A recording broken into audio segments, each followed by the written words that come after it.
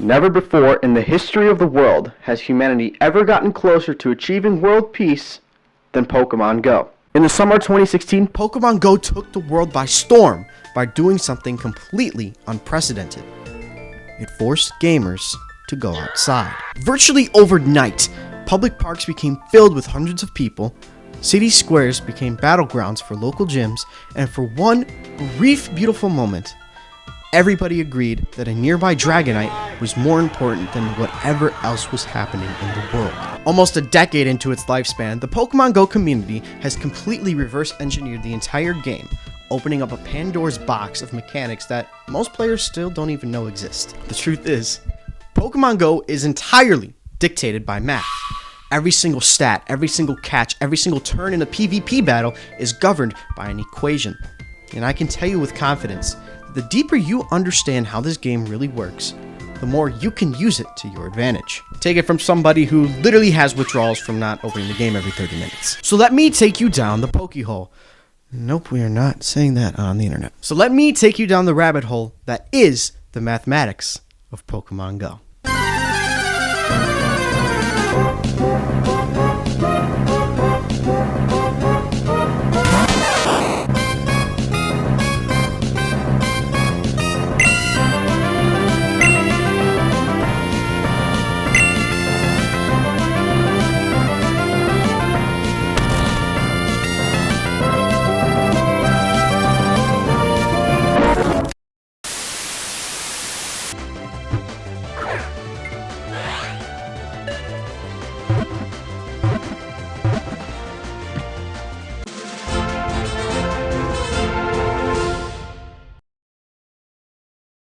before you start using the Pokemon, you gotta catch them First, right?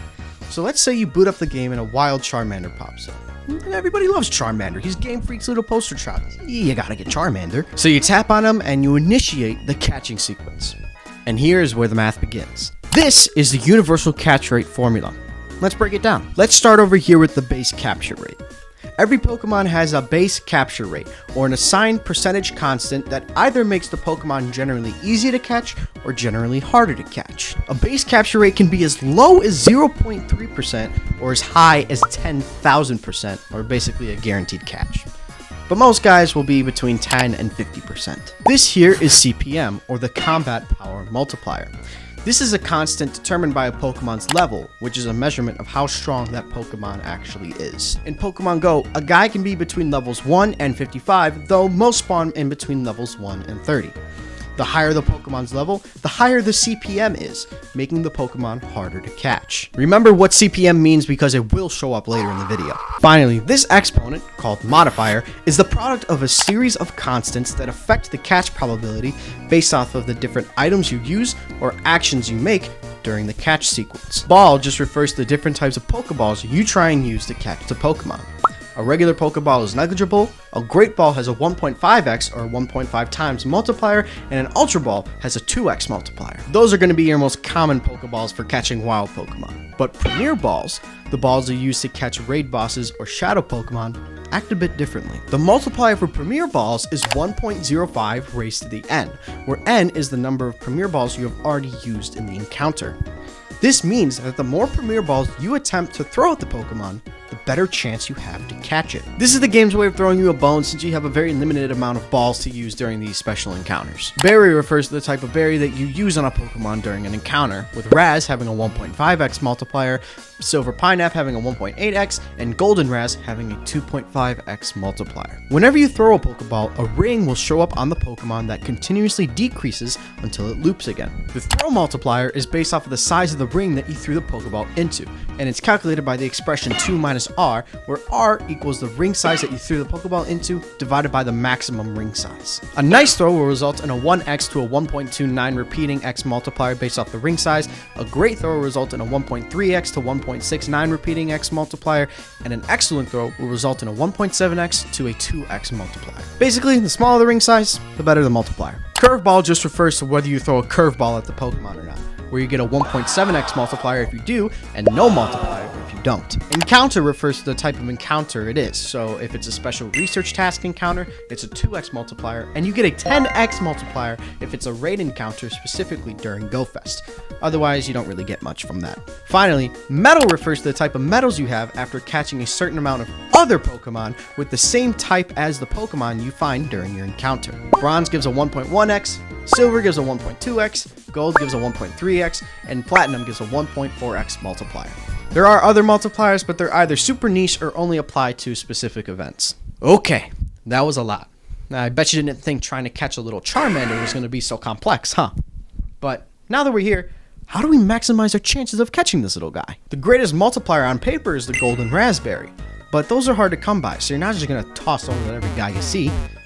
Well, the most optimal multipliers are the throw and curveball multipliers, since they don't require any additional resources and still give a hefty boost to your catch probability. For example, if I threw an excellent curveball at this Charmander with only a regular Pokeball, no berries, and a bronze fire type medal, I would have a 49.48% chance of catching him on the first try.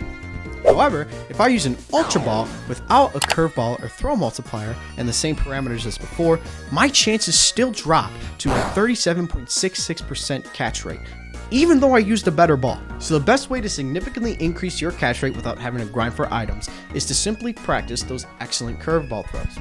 Even if I hit a nice throw with that regular Pokeball, I would still have a 40% chance of catching the Charmander. Now, knowing this, you have to make a decision.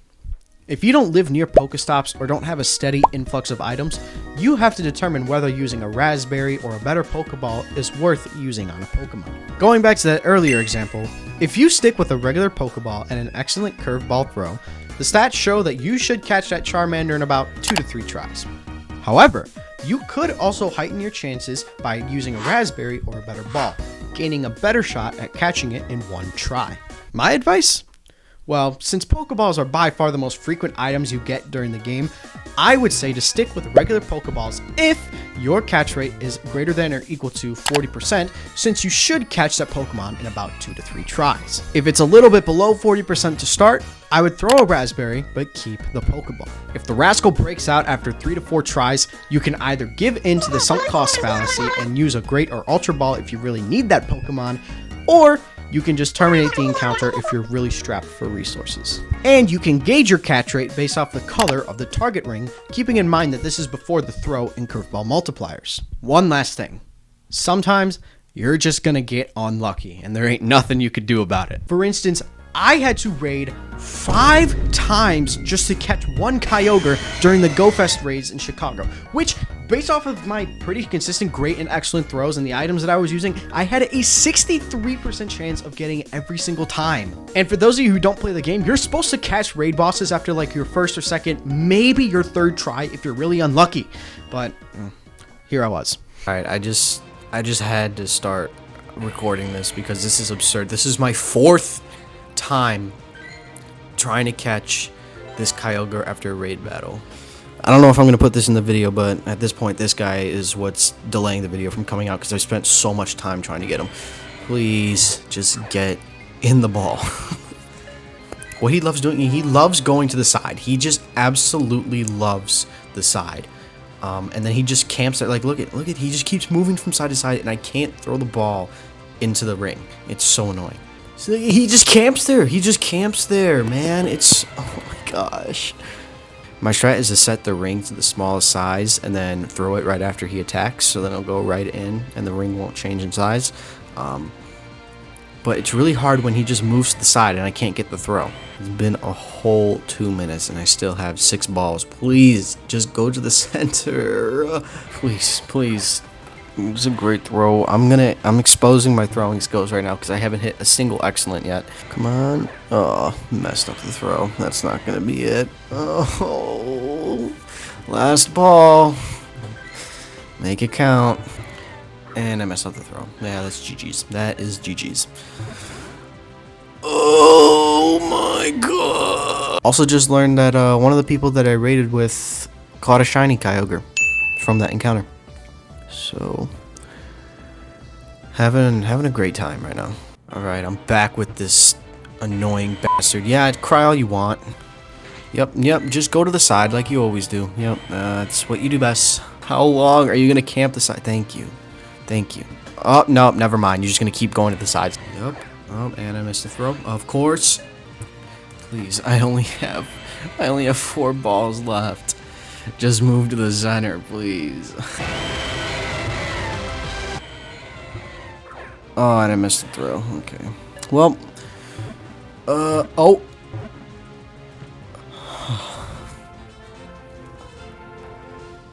Oh my god, dude.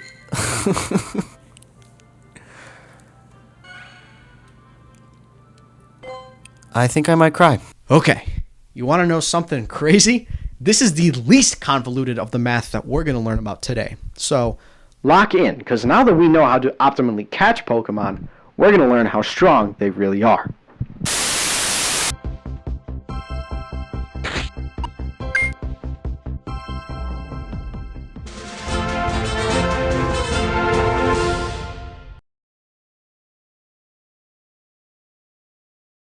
each Pokemon is assigned a combat power, or CP.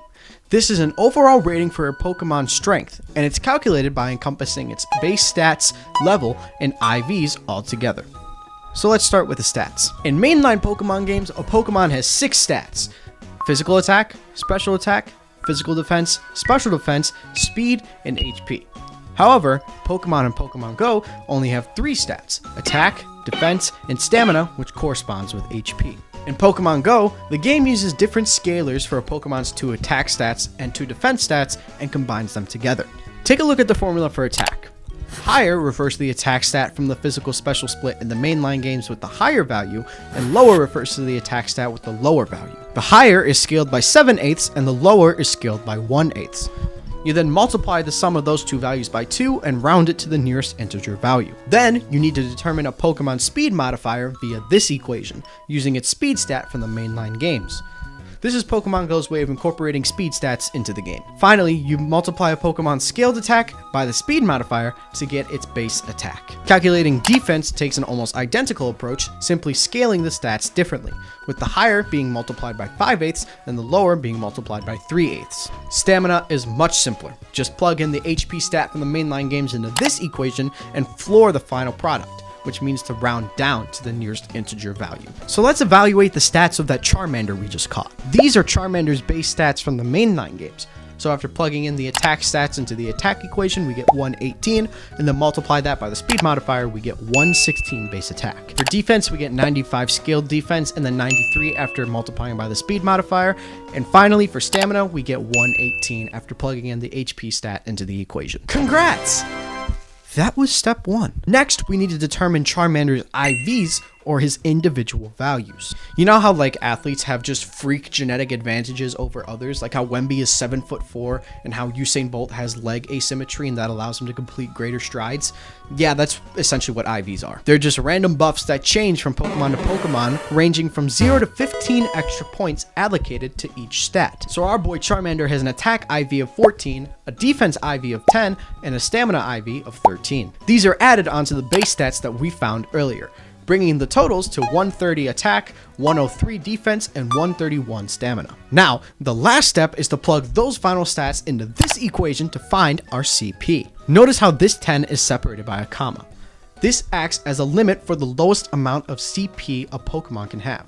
If this value on the right equals less than 10, the game automatically changes it to be equal to 10. Also notice that the CPM value is back, which means we need to determine what level our Charmander is so that we can plug in the correct constant. Unfortunately, Pokemon Go just doesn't tell you what level your Pokemon are. You can either gauge it from the CP meter up here, or by determining how much Stardust it takes to level up the Pokemon.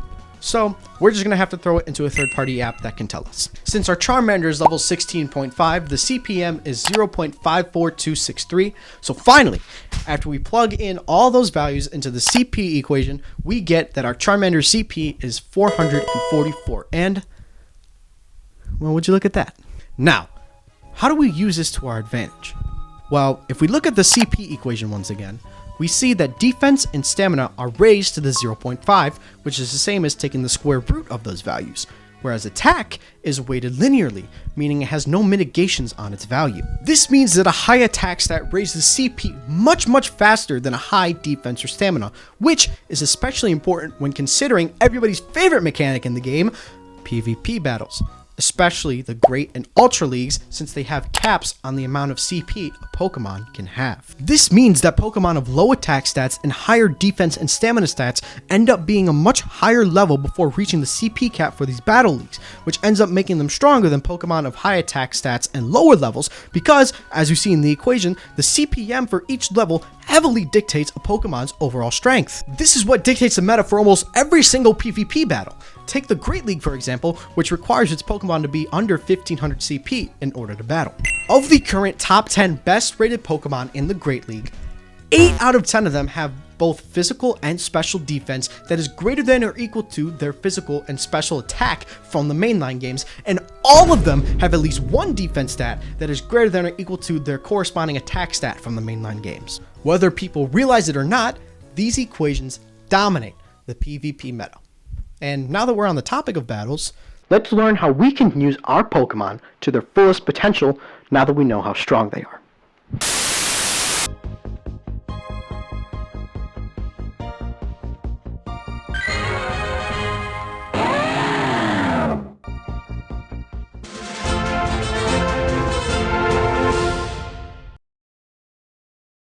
Now you know how strong a guy is, so now you gotta beef him up by leveling him up.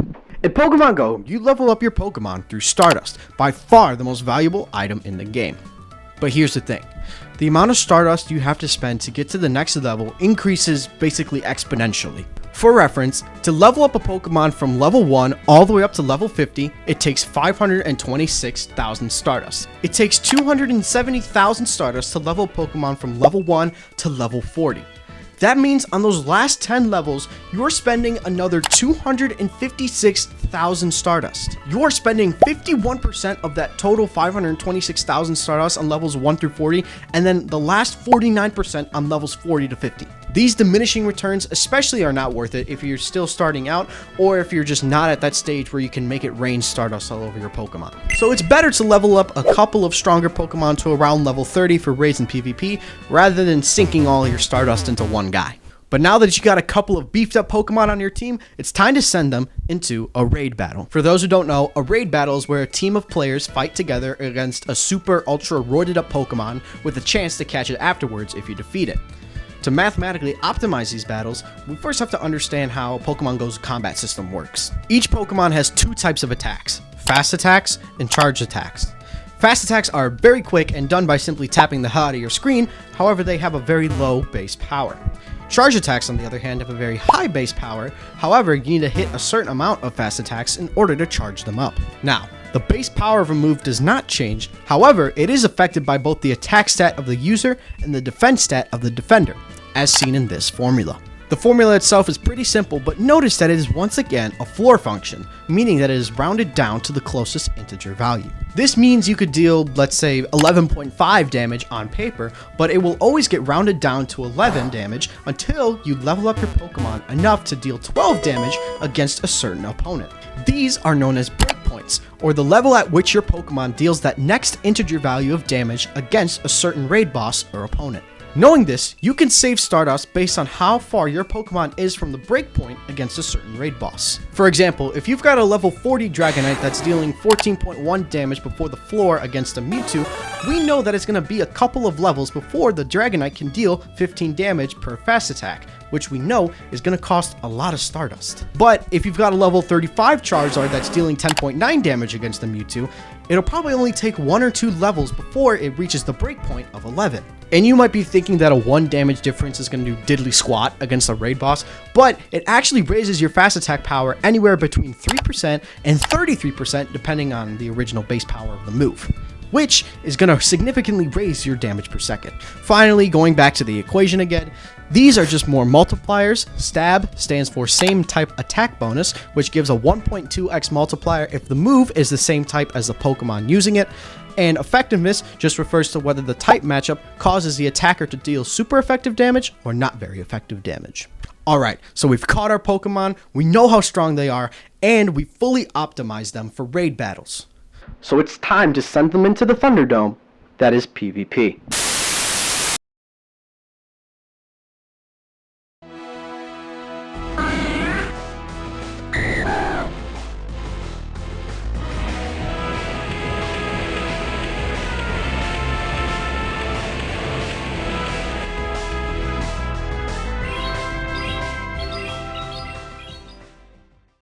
I'll be honest, PvP battles are more about strategy and gamesmanship rather than math. I mean, 90% of the Planet is just tapping the shit out of their screen when they're in a battle anyway. But some modular arithmetic that I actually helped come up with this time will help you refine your strategy. Fast attacks and charged attacks work the same in PvP as they do in raid battles. However, there's one thing that we did not touch on. Turns. Some fast attacks are faster or slower than others. Turns are each 1/2 of a second, and a fast attack can take between 1 turn and 5 turns to complete. And triggering a charged attack takes exactly 1 turn before freezing the game and playing a fun little cutscene thing. Cycle resets represent the baseline state of the game in which your fast attack animation and your opponents conclude on the same exact turn, effectively resetting the battle to a rested state where each player is free to act. If you trigger your charged attack on this turn where you and your opponent are aligned, the game registers that your opponent tapped to start a new fast attack on that identical frame. It then completely fast forwards their entire multi-turn animation during your 1-turn pause to start your charged attack, essentially rewarding them free turns and damage. To avoid this, you can first calculate the total amount of turns you are into the battle by multiplying the amount of fast attacks you've thrown by your fast attack's duration. And then you could plug it into this modulo equation. This is called a modulo operator, mainly used in modular arithmetic. It just means to find the remainder when dividing this number by this number.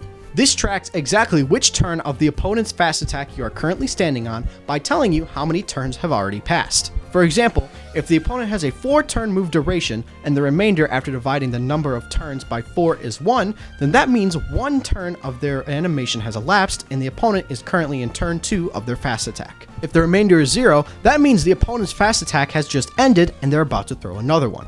If you use your charge attack now, that means the game will still register the damage of the opponent's next fast attack, giving them the free turns. The remainder that you should actually throw your charge attack at is going to be the opponent's duration minus 1, since they will be in the second to last turn of their fast attack, meaning that by the time your charge attack initiates, they will be on the exact turn that their fast attack is ending, preventing them from sneaking in that extra turn of damage. What is that I hear you asking? What if both fast attacks have the same duration? Well, that means neither player will be able to sneak in extra turns of damage since every fast attack will end on the same turn. And also, if you have a 2-turn fast attack and your opponent has a 4-turn fast attack, you'll never be able to perfectly time your charge attacks since you'll always be dividing an even by an even, which will unfortunately never give a remainder of 3. Also, 1-turn fast attacks just kind of override the whole thing. But that's it, okay? I looked at every single combination of fast attack durations. Everything else works, okay? Just trust me on this one. So all in all, just kind of try to throw your charge attack at the end of their fast attack animation.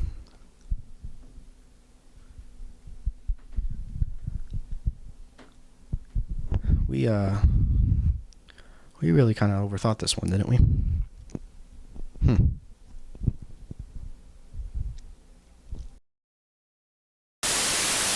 Look, I love Pokemon as much as the next guy. I think it's kind of hard to find somebody who's never played, let alone heard of the franchise, unless they're literally a living antique. We all have our favorite little guys that have helped us blend fantasy and reality to entertain us for over 30 years now. And every game is going to have that pack of sweaty tryhards that try to optimize every microsecond of the game. But who am I to tell you how to play the game, alright? If you want to use this math in your everyday life, that's great on you. If you want to just swipe away at your screen and get those dopamine hits, that's fantastic. I'm just here to present the findings of a community who have worked their asses off to display their passion for a game that they have so cherished for so long. So whether you're fully optimizing a team for combat or just adventuring out into the world with your friends, just know that there is so much more to this game than meets the eye. Thank you for watching.